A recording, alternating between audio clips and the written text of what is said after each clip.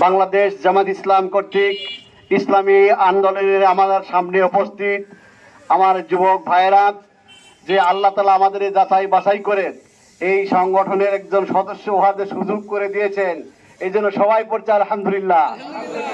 আমরা যে একটা বাংলাদেশের সর্ববৃহৎ দল বাংলাদেশ জামাত ইসলামী, যারাই যাবৎ পর্যন্ত যে দলের এত নিন্দা জ্ঞাপন করেছে, এখন চারিদিকে শুধু জামাত ইসলামী জয়লাভ হয়ে গেছে। বলেন সুবহানাল্লাহ। একজন আওয়ামী লীগের সাবেক এমপি বহিষ্কৃত, উনি বলতেছেন আমি এলাকাতে দেখি যে খালি জামাত শিবির। আপনারা ইউটিউবে দেখবেন, আপনারা দেখেন আজকে সোশ্যাল মিডিয়াতে প্রশংসার ঝড়। যারা চূড়ান্ত বিরোধিতা করত, আজকে সেই জামাত ইসলামীর আদর্শ থেকে তাদের ভদ্রতা, তাদের নম্রতা, তাদের আমানতদারি, তাদের দিয়ানতদারি দেখে তারা আজকে সবাই আমাদের প্রতি আন্তরিক হয়ে গেছে। সম্মানিত ভাইয়েরা আমার, আমাদের আমির ডাক্তার শফিকুর রহমান একটা কথা বলেছিলেন, বাংলাদেশের দেশপ্রেমিক একটা হলো বাংলাদেশ সেনাবাহিনী, আর একটা হলো বাংলাদেশ জামাতে ইসলামী। বলেন দেশপ্রেমিক কাকে বলে?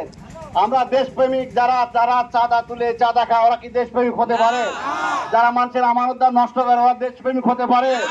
যারা টাকার বিনিময়ে বিধবার কার্ড দেয়, ওরা দেশপ্রেমিক হতে পারে?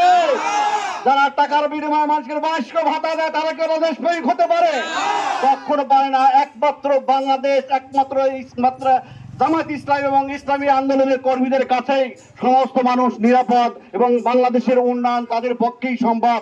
বাংলাদেশ জামাত ইসলামী এমন একটা সংগঠন, এমন একটা নেতৃত্ব আমাদের সামনে গড়ে তুলেছে।